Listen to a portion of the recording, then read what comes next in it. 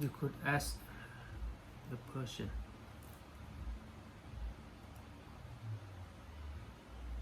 You could ask a person of color in United States of America. As moment going social across the country, there's a lot that I've gone through to be here.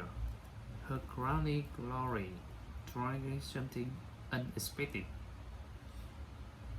You're the first military woman in Miss Union. You're not common. You're looking really hot today. I'm somebody that has had some serious battle in their life. That moment where you really do have to prove yourself. I was in a very militant household.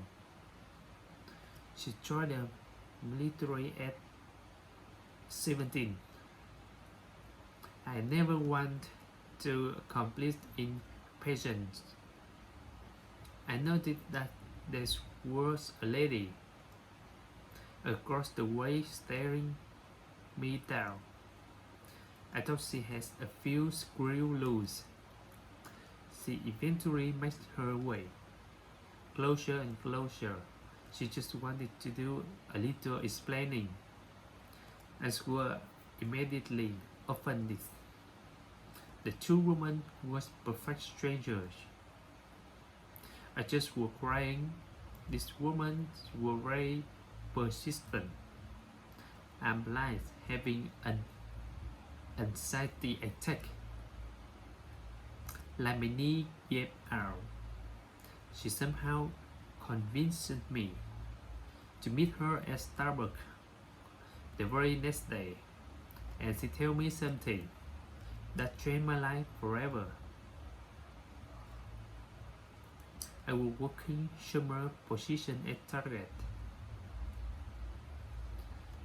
During this trip, my life changed forever. A woman stared at me from across the way. I thought she has a few screws loose, so I tried my best to ignore her very intense stare.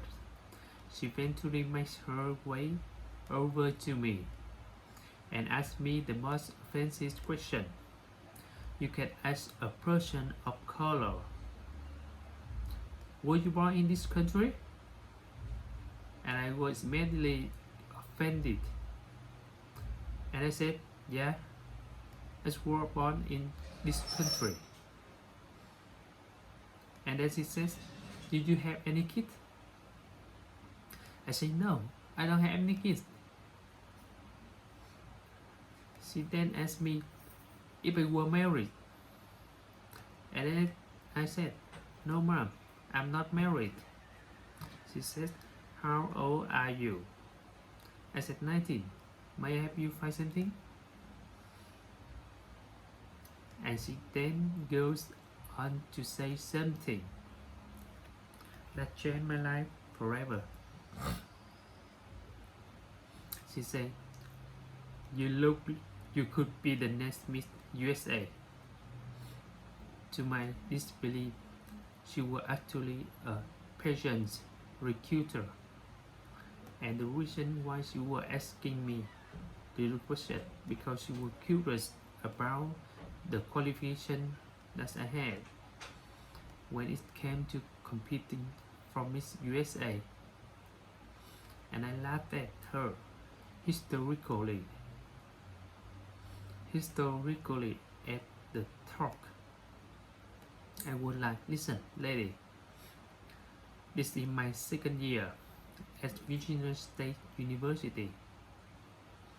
I'm in the ROTC program, which means that in 2 years I become missioning as an officer in the United States military, and we intend on going active 30.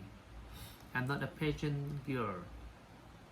And she said, you know that, please meet me at Starbucks tomorrow. I would love to sit down and talk to you about it. And I must have been a bit over my 19 years old. because I had to meet this crazy lady at Starbucks the next day. She shows up with this full-tone stack of passion books and somehow convinces me to enter into my very first patient, which I did 3 months later. Just a few months after the target conversation, we went to a red shop, and it was probably only maybe my second time picking out a dress in my life, and I remember going through on this pretty gun, feeling like I look bonny. I remember putting the dress on and coming out, and it was her. I don't like the way that I look. I don't like the way that I look right now at all. In high school and middle school, but mostly in high school, I was heavily bullied. I had this one bully. She's be the person that I would do everything I could to avoid, because in the hallways she would bully me ruthlessly. She would say, skinny orangutan. Because my arms are long, she would just say, wow, look at how big your feet are. And I would honestly say she's probably one of the bigger contributor to why my self-esteem growing up was very low. And I remember looking at myself in the mirror. I'm like having an anxiety attack. Leslie, she walked up to me and rubbed my back, and she said, you know, when I saw you in Target, I saw something in you, and I see you glowing right now. I think you look amazing, and I think you could easily win this competition, and I think you could easily win Miss USA. You should have to believe in yourself, because it's not you, then who? So 3 months later, I compete in my first pageant and I lose. Pageant. I go back the second year, compete. In the state pageant, I lose. Go back the third year, compete. In the state pageant and lose. Go back the fourth year, compete in the same pageants and lose. I go back the fifth year, compete in the state pageants and lose.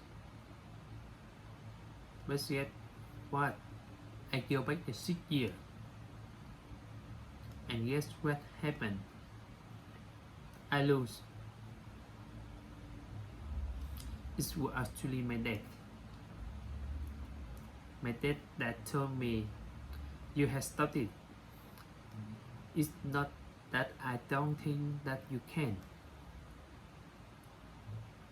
I just don't know if they will give you this crown. I will regret it quick. I called that woman on the phone. I said, you told me I could be the next Miss USA. I've been at this for 6 years. and this is feeling epically. She said, Richard, keep trying, keep trying. I have a good feeling. I said, your good feeling is garbage. Garbage. I've been at this a long time. She said, keep going. I said, okay. As I was gonna message her, telling her that I had a patient in 2 months and that I wanted her to come. That I was competing for Miss DC USA. And when I went to her page on Facebook,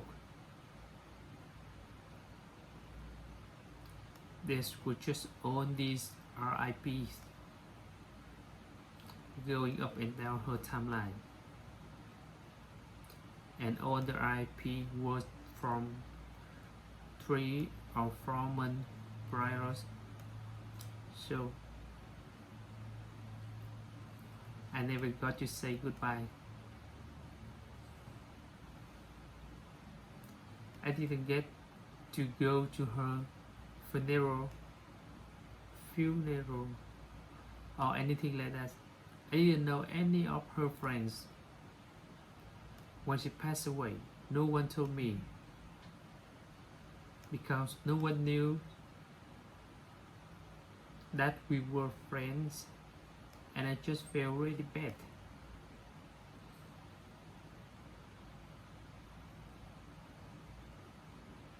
With Leslie, she was battling leukemia for about 2 or 3 years. I would message her and send her the date for my patient and say, hey, you know, I would love for you to come out. And she say, I'm so sorry, I can't make it. I just always assumed she was going to be okay. It's already talk competing.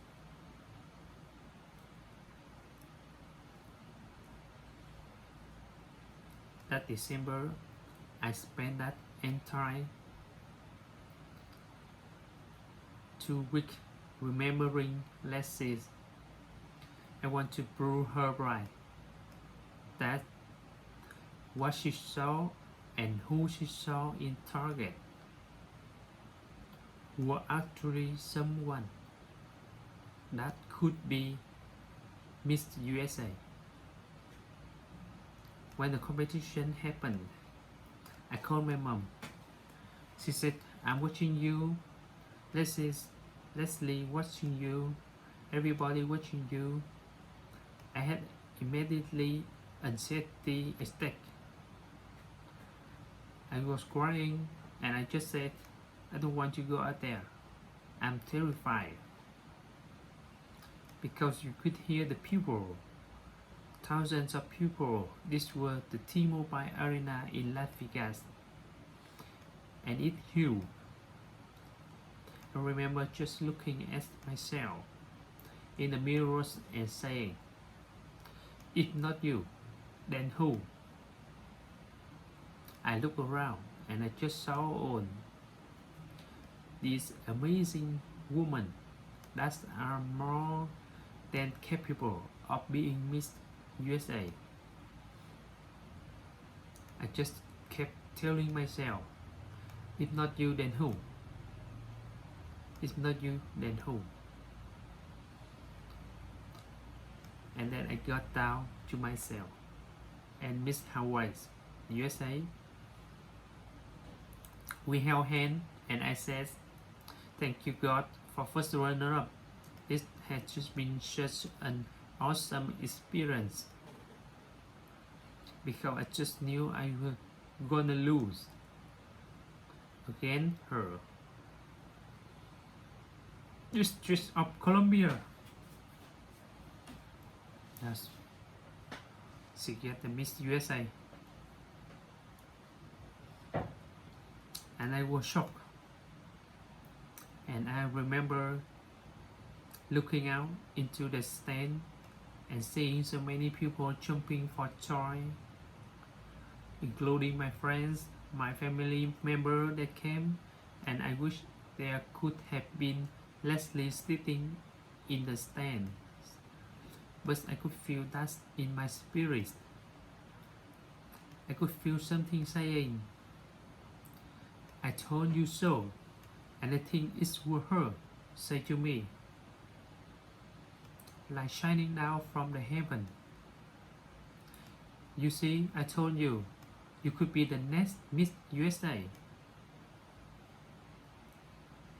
Life wouldn't have been the same." And I'm thankful that I was working in women department and that she decided to come to Target that day, because I just don't think I would have known how capable I am if it had not been for her. I appreciated that she was able to be that for me, and I continue to carry that coat. If not me, then who?